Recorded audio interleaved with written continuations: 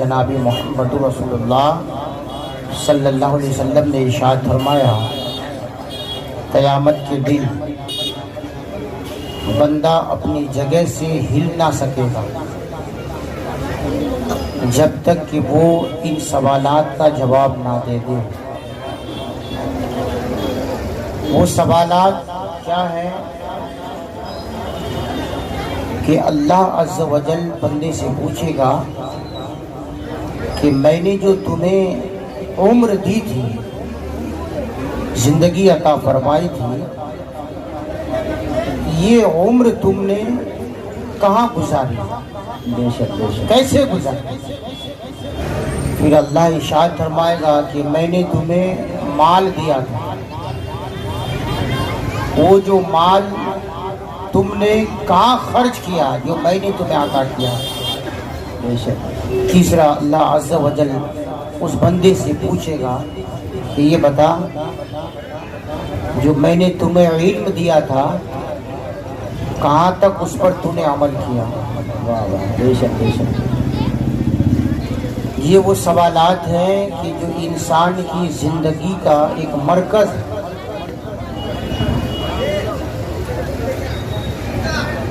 اور ان سوالات کی تیاری ہمیں اور آپ کو دنیا میں رہتے ہوئے کر لینی چاہیے۔ بے شک اللہ عز و جل نے ہمیں یہ موقع دیا ہے، مال بھی دیا، عمر بھی دیا، علم بھی دیا، دولت بھی دیا۔ اب ہمیں ایسی تیاری کرنا چاہیے کہ قیامت کے دن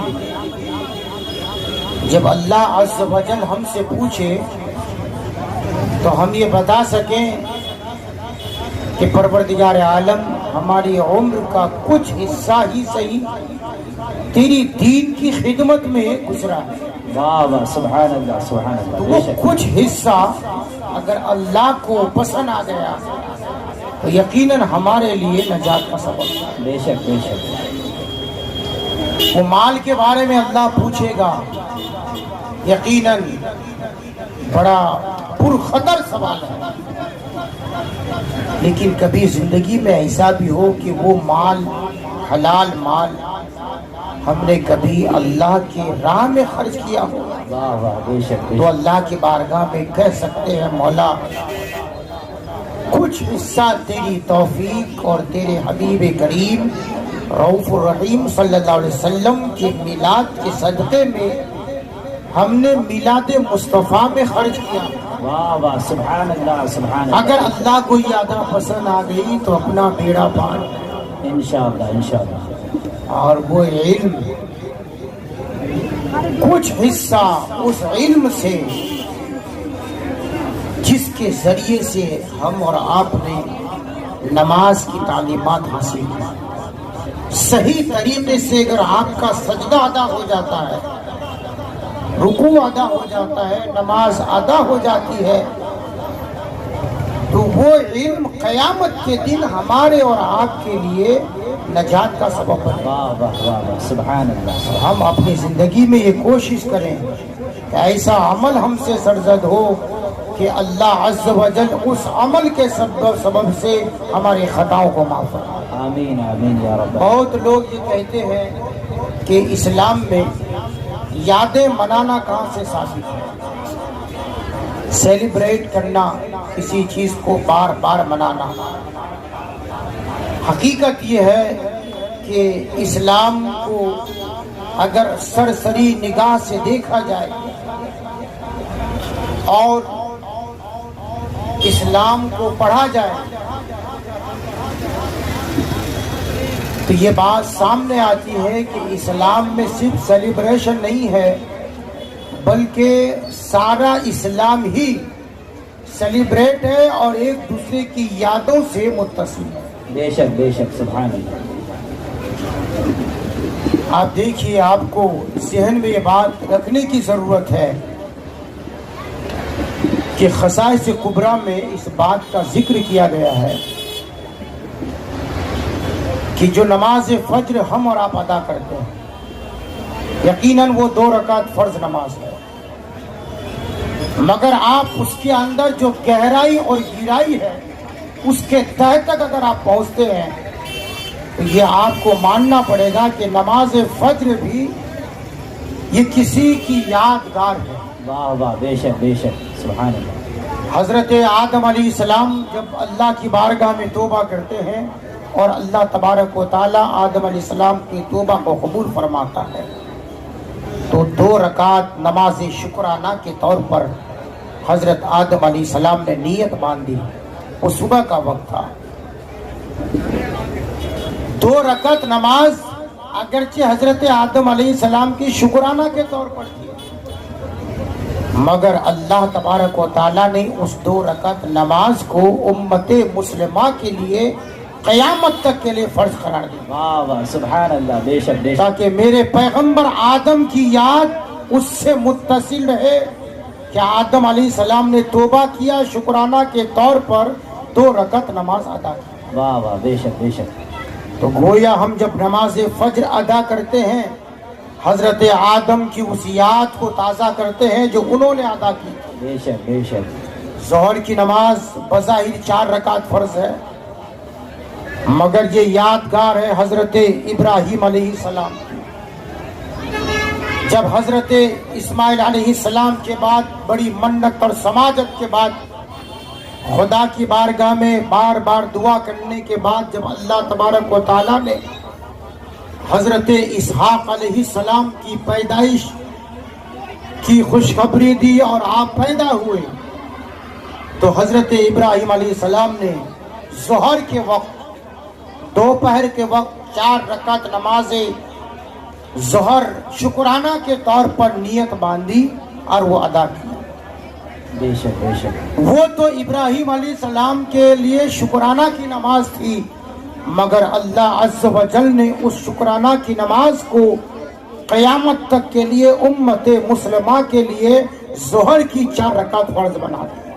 واہ واہ، گویا ہم جب ظہر کی نماز ادا کرتے ہیں تو حضرت ابراہیم علیہ السلام کی یاد کو تازہ کرتے ہیں۔ واہ واہ، سبحان اللہ، بے شک بے شک۔ عصر کی نماز کو آپ دیکھیں، بظاہر 4 رکعت نماز ہے، مگر کبھی آپ نے غور کیا کہ یہ نماز بھی کسی نہ کسی سے متصل ہے، کسی نبی کی یاد سے متصل ہے۔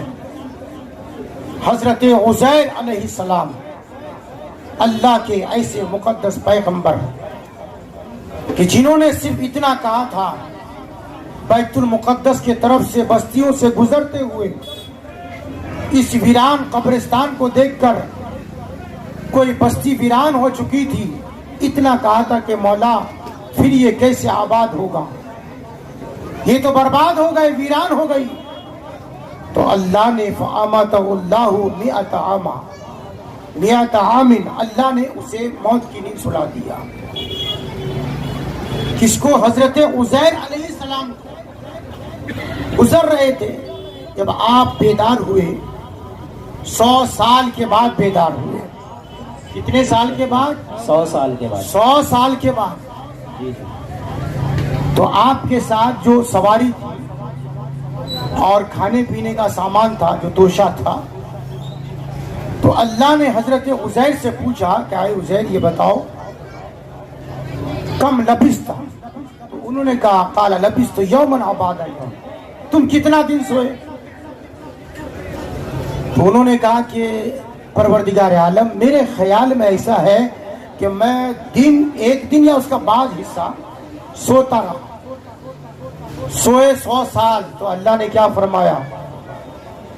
بل لبثت 100 عام فانظر الى طعامك وشرابك لم يتسنى وانظر الى حمارك۔ بے شک بے شک، سبحان اے اللہ۔ عزیر، تم یہ خیال میں نہ لانا کہ تم ایک دن یا دن کا 5 حصہ سوئے رہے، بلکہ تم 100 سال تک سوتے رہے گا۔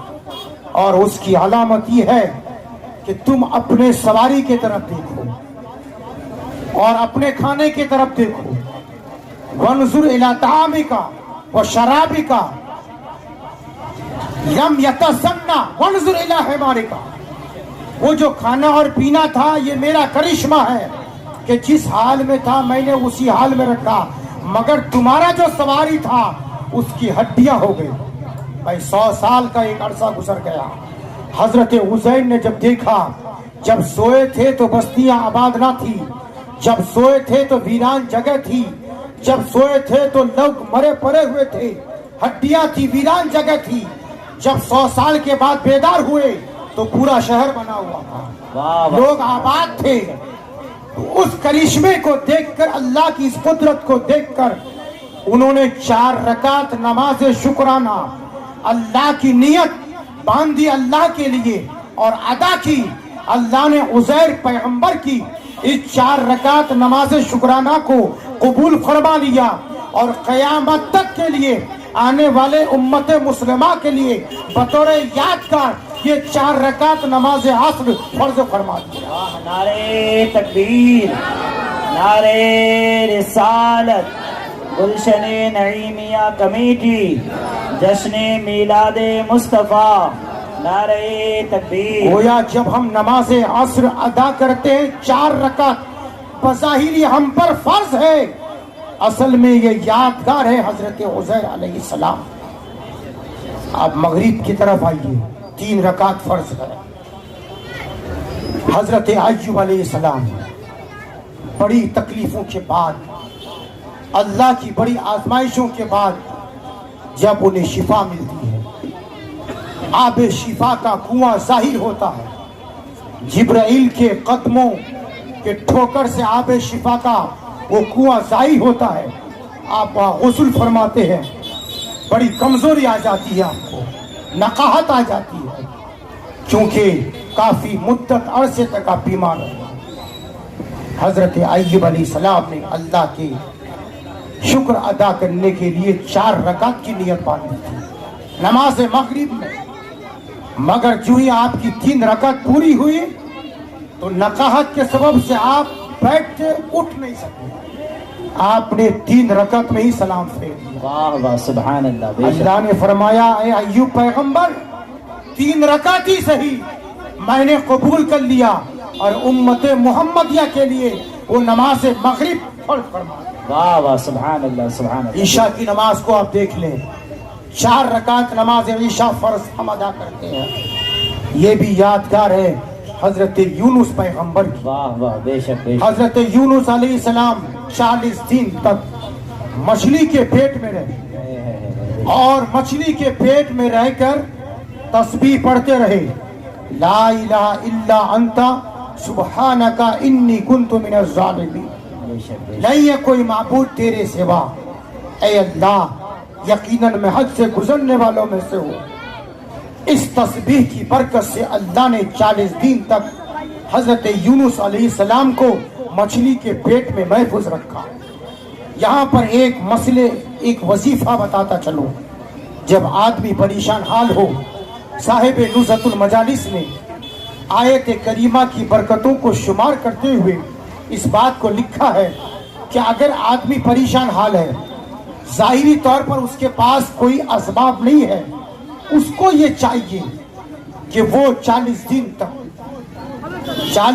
تک سجدے کی حالت میں 2 رکعت پہلے نماز ادا کرے، سجدے کی حالت میں 40 مرتبہ اس آیت کریمہ کو پڑھے، لا الہ الا انت سبحانک انی کنت من الظالمین. 40 مرتبہ اس کو پڑھنے کے بعد اس کی جو جائز تمنا اور دعا ہے وہ اللہ کی بارگاہ میں کرے. میرے آقا علیہ الصلوۃ والتسلیم نے ارشاد فرمایا کہ جو ایسا کرے یہ 40 دن پورا ہونے سے پہلے اللہ عز و جل اس کی دعا کو قبول فرما. سبحان اللہ. نعرے تکبیر، نعرے رسالت، عظمت قرآن مجید. نعرے تکبیر. تو اس کو بھی آپ سنتے جائیں کہ آیت کریمہ کی کتنی برکتیں ہیں. حضرت یونس علیہ السلام نے جب 40 دن کے بعد مچھلی سے باہر آنا ہوا تو آپ نے 4 رکعت نماز اور رات کا وقت تھا شکرانہ کے طور پر ادا کی. اللہ نے قبول فرمایا اور قیامت تک کے لیے امت مسلمہ کے لیے وہ 4 رکعت نماز کو عشاء کی فرض فرمایا. واہ واہ، سبحان اللہ، سبحان اللہ. آپ دیکھیں گے یہاں تک کہ حج کے ارکان کو آپ دیکھ لیں، کوئی نہ کوئی ایسا رکن نہیں ہے کہ جو یادوں سے متصل نہیں ہے. چاہے وہ عرفات کا میدان ہو، چاہے وہ مزدلفہ کا میدان ہو، چاہے وہ صفا اور مروہ کی سعی ہو، چاہے مقام ابراہیم کیوں نہ ہو جائے، چاہے وہ کپڑا جو احرام کے طور پر ہم پہنتے ہیں وہ کپڑا ہی کیوں نہ ہو جائے، ہر اسلام کے ارکان کسی نہ کسی کی یاد سے متصل۔ بے شک بے شک، پتہ یہ چلا کہ ہمارا جو اسلام ہے سراپا یادوں کا مرکز ہے، کسی نہ کسی نبی کے طرف اللہ نے متصل کر کے رکھا۔ تو یادیں منانا خود اللہ نے یہ حکم دیا ہے، اور خود اپنی جو نماز ہے جو افضل العبادت ہے وہ بھی کسی نہ کسی نبی سے متصل کر کے۔ بے شک بے شک، اسلام میں یادیں منانا یقیناً باعث ثواب ہے، اسی کے تحت آج ہم میلاد مصطفیٰ صلی اللہ علیہ وسلم منانے کی توفیق حاصل کر رہے ہیں۔ بے شک۔